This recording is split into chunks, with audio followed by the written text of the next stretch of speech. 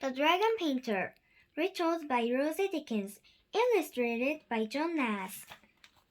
Everyone loved Chang's pictures. People came from all over China to see them. Chang painted misty mountains. He painted vases full of flowers. But his animal pictures were best of all. His butterflies and birds really seemed alive, and you could almost see his rabbits twitch their noses. One day, Chang saw the village priest at the temple. The priest was upset. "Look at that statue," he said sadly. "It's so dirty." Two pigeons had built a nest in the roof, right above the statue. They were making a terrible mess. "I have an idea." Chang went to find his paint and a ladder. He climbed up to the roof and painted a fierce seagull. "Be careful." He gave it long claws and a sharp beak. Squawk! The pigeons were terrified. They squawked, they flapped, they flew away and never came back. Chang's pictures became famous. One day, the Emperor of China heard about them. His animal pictures were best in China. Now, the Emperor needed someone to paint his new temple. "I shan't ask Chang," he decided. "You're just the man for the job."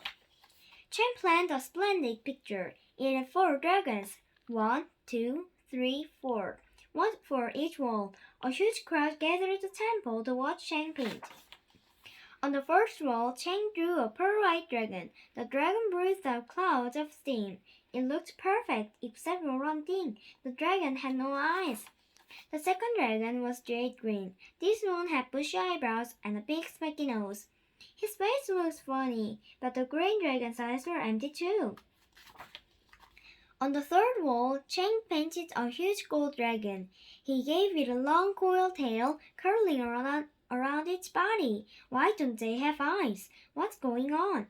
The gold dragon didn't have any eyes either. The last dragon had gleaming red scales and wicked claws. "He's scary," but just like the others, the red dragon's eyes were empty. Chang turned to the emperor and bowed. "Do you like the dragons, my lord?" he asked. "I do," the emperor replied. "There's just one problem. You haven't finished the eyes."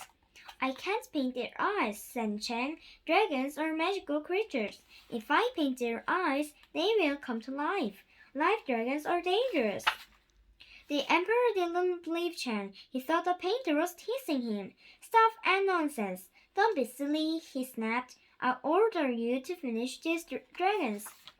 "I can't," cried Chang, but it was no good. He had to obey the emperor. With a wobbly hand, he painted eyes on the first dragon. Boom! What's that noise? There was a rumble of thunder and the sky grew dark.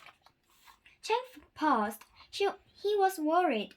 "What are you waiting for?" the emperor grumbled. "Get on with it. This is a terrible idea."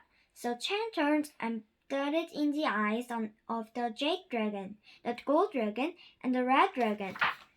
Chang finished and crack! A bolt of lightning spilled open the temple roof.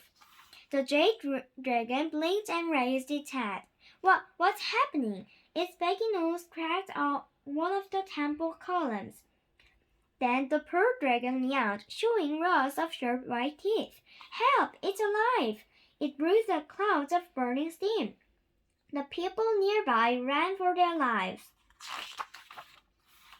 Suddenly, both dragons jumped from their walls and flew through the hole in the roof. They flew higher and higher until they disappeared into the clouds.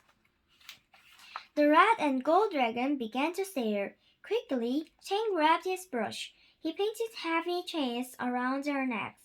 The dragons whirled their chains, but they couldn't fly away. So the emperor had to make do with only 2 dragons on his temple walls. He can't say I didn't warn him, but they were the best painted dragons in all of China.